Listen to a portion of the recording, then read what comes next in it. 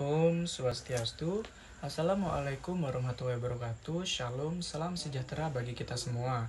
Perkenalkan, kami dari kelompok C4 akan memaparkan materi parasit dari genus Babesia pada anjing atau bisa disebut dengan Babesia canis.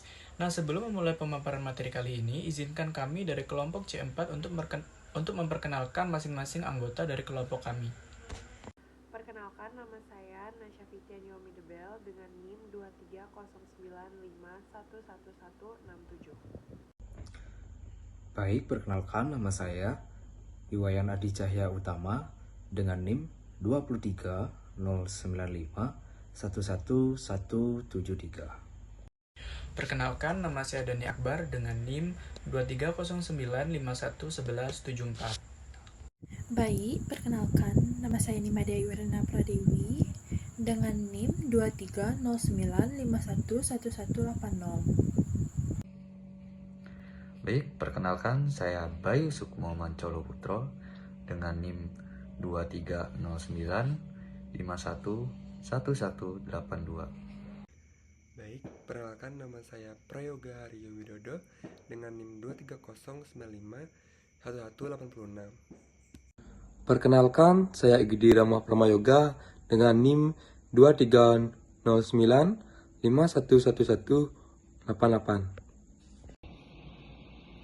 Perkenalkan, nama saya Ningurah Ayu Sri Asitiwati dengan NIM akhir 189.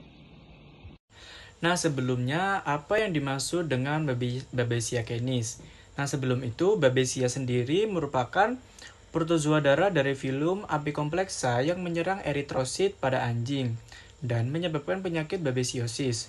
Protozoa dari filum Apicomplexa ini atau bisa disebut dengan sporozoa adalah organisme parasit uniseluler yang dikenal karena gaya hidup intraselulernya dan keberadaan kompleks apikal pada tahap tertentu dalam siklus hidupnya. Kompleks apikal ini memungkinkan mereka menembus sel inang. Protozoa ini tidak memiliki silia atau flagella dalam tahap tropozoitanya. Reproduksi apikompleksa melibatkan fase aseksual bisa disebut dengan morogoni atau skizogoni. Dan seksual bisa disebut dengan gametogoni, di mana gametogoni menghasilkan zigot yang kemudian membentuk spora melalui proses sporogoni. Selanjutnya ialah morfologi dari protozoa darah Apicomplexa. Yang pertama ialah sel yang terpolarisasi. Apicomplexa memiliki struktur sel yang sangat unik, dengan ujung depan yang apikal yang sangat kuat untuk invasi. Kedua, kompleks apikal. Bagian apikal dilengkapi dengan organel khusus seperti rhoptris, mikronema, dan granula padat yang konoid dengan cicin polar apikal. Selanjutnya ialah pelindung luar. Parasit dilindungi oleh pelikel semacam kulit yang kuat. Kemudian, organel internal. Di dalam sel terdapat organel yang penting seperti nukleus, retikulum endoplasma, badan Golgi, dan apikoplas yang mendukung aktivitas dari metabolisme parasit tersebut. Baik, selanjutnya ialah siklus hidup dari protozoa darah Apicomplexa. Yang pertama ialah sporoid. Di sini merupakan tahap infektif di mana protozoa darah ini masuk melalui gigitan caplak terhadap anjing atau hewan liar lainnya. Kemudian adalah merogoni, di mana terjadinya pembelahan aseksual di dalam tubuh anjing. Kemudian gametogoni, di mana ini merupakan pembentukan gamet di anjing yang kemudian dilanjutkan di dalam tubuh caplak. Yang terakhir ada sporogoni, di mana pembentukan sporozoid baru di dalam tubuh caplak. Baik, kita akan masuk pada klasifikasi protozoa darah Apicomplexa. Nah, pada anjing terdapat banyak sekali klasifikasi protozoa darah Apicomplexa. Salah satunya merupakan Babesia spp. Nah, ada 3 genus dari Babesia, yaitu ada Babesia canis, Babesia gibsoni, dan Babesia vogeli. Pada topik kali ini kita akan membahas mengenai Babesia canis. Babesia canis merupakan protozoa darah dari filum Apicomplexa yang menyerang eritrosit pada anjing dan menyebabkan penyakit babesiosis. Penyakit ini dapat menyebabkan anemia, demam, dan bahkan kematian jika tidak ditangani dengan tepat. Parasit ini menyebar melalui vektor caplak, yaitu Rhipicephalus sanguineus. Babesia canis memiliki bentuk periform atau buah pir di dalam lingkaran eritrosit. Baik, selanjutnya kita masuk ke klasifikasi, yaitu klasifikasi dari Babesia canis itu sendiri, di mana Babesia canis ini dia masuk dalam kingdom Protista dan Babesia canis masuk ke dalam filum Apicomplexa, dan selanjutnya Babesia canis masuk ke kelas Pyroplasmidia, dan untuk ordonya Babesia canis ini termasuk ke Pyroplasmida, dan untuk familinya dia masuk ke Babesidae, dan untuk genus dari Babesia canis ini dia masuk ke genus Babesia. Selanjutnya kita masuk ke morfologi dari Babesia canis, di mana Babesia canis ini dapat kita lihat pada gambar, di mana itu merupakan tampak mikroskopis dari Babesia canis itu sendiri, di mana Babesia canis ini berbentuk parasit intraeritrosit yang berbentuk piriform atau disebut juga berbentuk seperti layaknya buah pir, di mana bentuk piriform ini terjadi pada fase merozoid. Nah, Babesia canis ini secara morfologis dia berukuran besar, yaitu sekitar 3-5 mikrometer. Selanjutnya Babesia canis ini biasanya berwarna biru pucat dan juga merah muda pada pewarnaan gimsa. Baik, yang berikutnya yaitu siklus hidup dari Babesia canis. Yang pertama yaitu infeksi anjing. Bermula dari caplak yang sudah terinfeksi yang kemudian menggigit anjing, yang dimana Rhipicephalus sanguineus sebagai vektor untuk Babesia canis vogeli dan Hemaphysalis sp sebagai vektor untuk Babesia gibsoni. Lalu, parasit dalam bentuk sporozoid ditransmisikan ke anjing melalui air liur caplak, yang dimana sporozoid ini akan memasuki aliran darah anjing dan kemudian menginfeksi sel darah merah. Baik, siklus hidup yang kedua itu perkembangan aseksual di dalam anjing. Sporozoid akan menginfeksi sel darah merah pada anjing.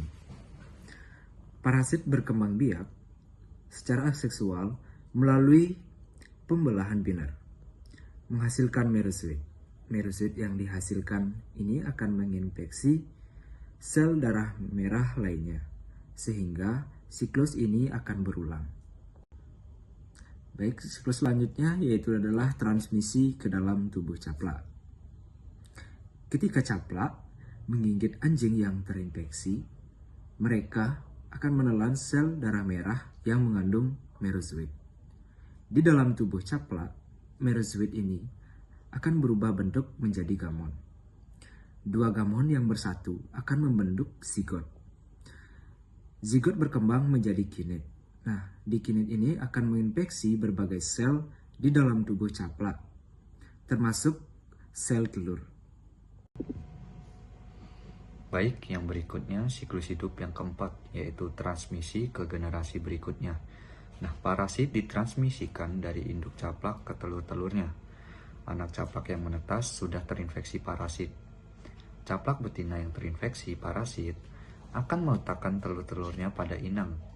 Parasit yang bersarang di dalam tubuh caplak betina ini kemudian akan ditransmisikan secara vertikal ke telur-telurnya. Telur-telur caplak yang telah terinfeksi tersebut akan menetas menjadi larva caplak. Larva caplak yang baru menetas ini sudah membawa parasit dalam tubuhnya sejak awal kehidupan. Siklus hidup caplak berlanjut dengan tahap nimfa setelah menghisap darah inang. Larva caplak akan berganti kulit menjadi nimfa.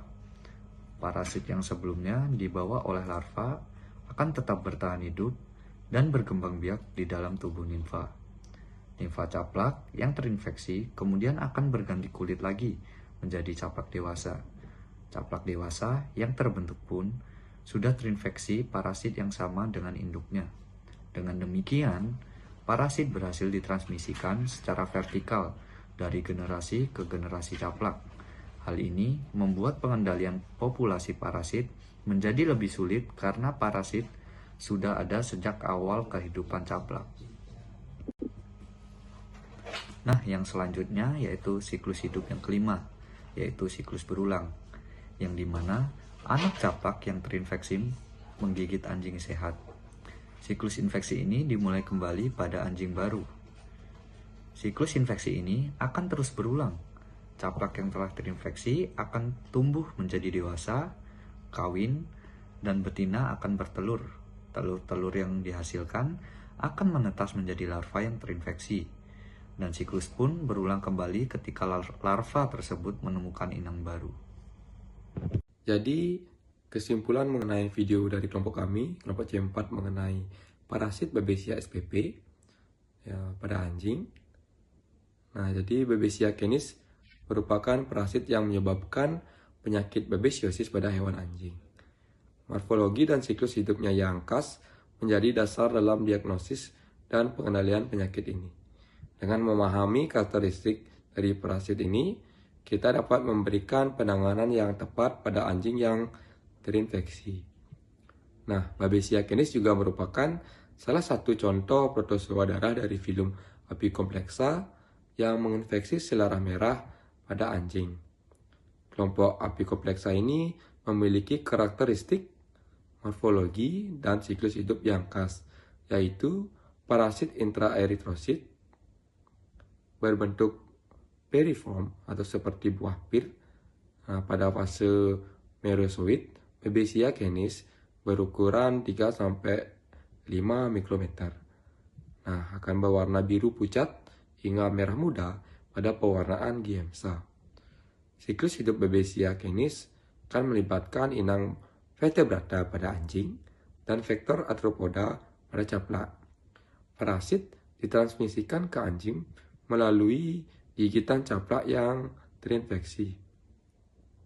Setelah masuk ke dalam tubuh anjing, parasit akan menginvasi dan berkembang biak di dalam sel darah merah. Nah, parasit akan membelah dirinya secara aseksual di dalam sel inang, sehingga menyebabkan lisisnya sel darah merah dan melepas parasit baru yang akan menginfeksi sel darah merah lainnya. Nah, siklus ini akan berulang terus-menerus hingga menyebabkan anemia pada anjing yang terinfeksi. Nah, sekian video dari kelompok kami. Saya tutup dengan Parama Santi. Om Santi Santi Santi Om. Wassalamualaikum warahmatullahi wabarakatuh. Shalom, nama budaya. Salam sejahtera bagi kita semua.